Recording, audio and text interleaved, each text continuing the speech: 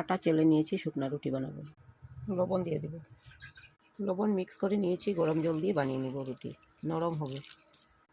এখন মেখে নেব। গরম জল দিয়ে আটাটা আমি মেখে নিয়েছি, এখন বেলে নেব।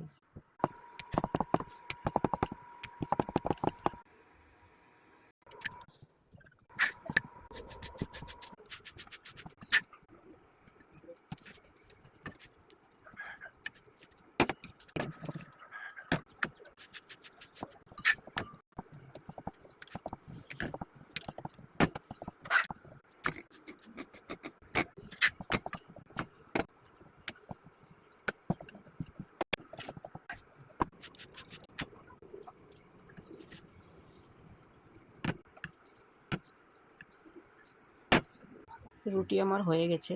শুকনা রুটি সবজির রেসিপি ভালো লাগলে লাইক করবেন। Thank you.